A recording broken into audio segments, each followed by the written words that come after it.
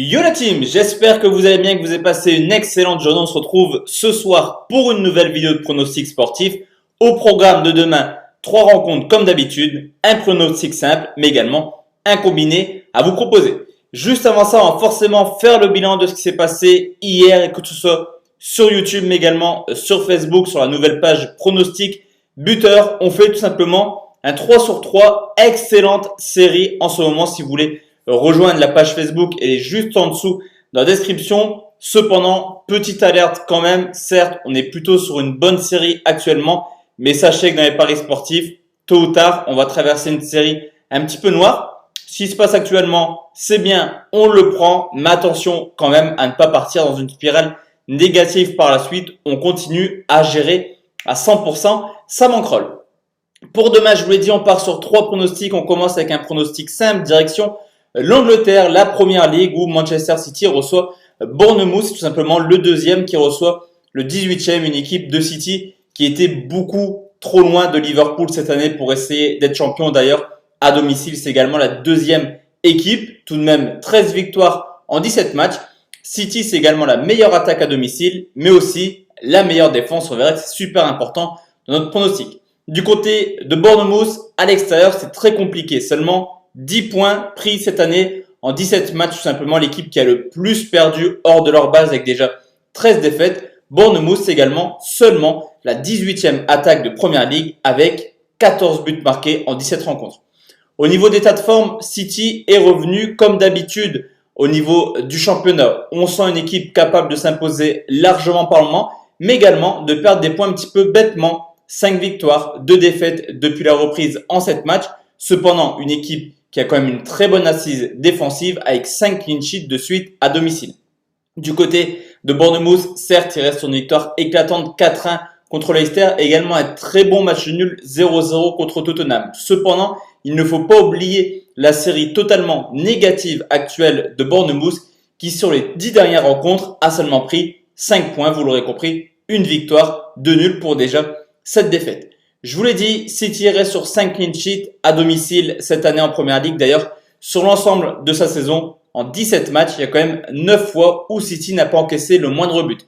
Du côté de Bournemouth, la plus mauvaise attaque à l'extérieur, en tout cas l'une des plus mauvaises attaques hors de leur base. Également 17 déplacements cette année, seulement dans 9 matchs différents, ils ont marqué au moins un but.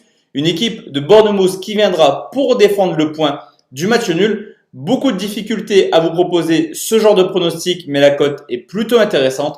Je vais tout simplement partir sur le fait que Manchester City n'encaisse pas de but demain, c'est quand même coté 1,86. Place maintenant la team au combiné direction l'Italie, c'est l'AS Rome qui reçoit l'Hellas Vérone, le 5e qui reçoit le 9e. Pour l'AS Rome, c'est un match capital pour se qualifier pour l'Europa League. Du côté de l'Hellas Vérone avec 8 points de retard sur le Napoli, tout semble très compliqué en cette fin de saison, surtout qu'à domicile, certes, l'AS Rome n'est pas la meilleure équipe, seulement 8 victoires en 16 matchs, mais offensivement, une équipe toujours aussi plaisante qui tourne à une moyenne de 2 buts par match à domicile. Du côté de l'Hellas Vérone, c'est une équipe qui fait très souvent match nul hors de leur base. Déjà, 7 nuls pour 3 petites victoires. Cependant, quand la Roma marque en moyenne 2 buts par match à domicile, l'Hellas encaisse beaucoup trop pour essayer de se qualifier en Europa League. C'est tout de même une équipe qui encaisse pas mal de buts et qui a aussi énormément de difficultés à marquer, seulement la 18e attaque. Au niveau de l'état de forme, très compliqué de juger l'AS Rome cette année, capable du meilleur comme du pire. On l'a vu début 2020, ils ont commencé par 5 matchs sans victoire, puis 5 matchs sans défaite et depuis la reprise, 3 défaites pour commencer et on est sur une série de 2 victoires, une équipe très compliquée à pronostiquer. Cependant, avec 2 victoires de suite contre Parme mais également Brescia, l'AS Rome est plutôt dans une lancée positive.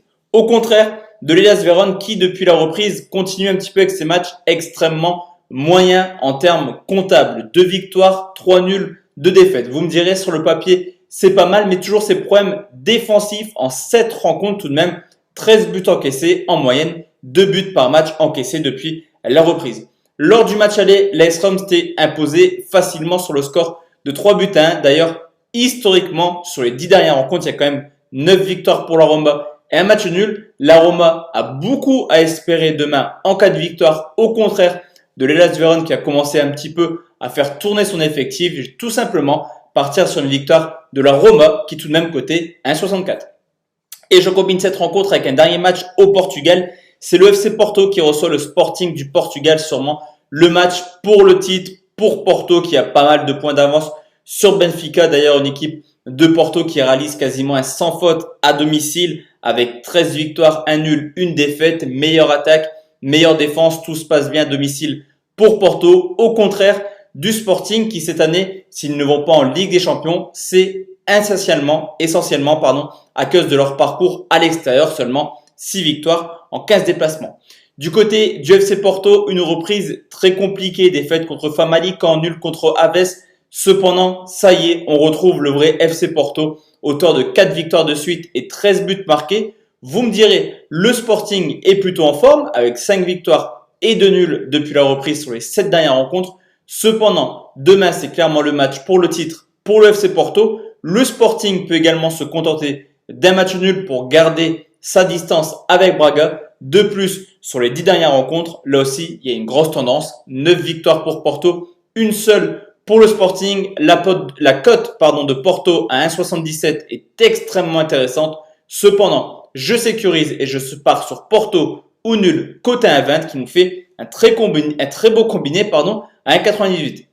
Donc voici la team, mes 3 pronostics pour demain. Je vous souhaite une excellente soirée. Je vous retrouve demain soir pour une nouvelle vidéo. Ciao, ciao la team.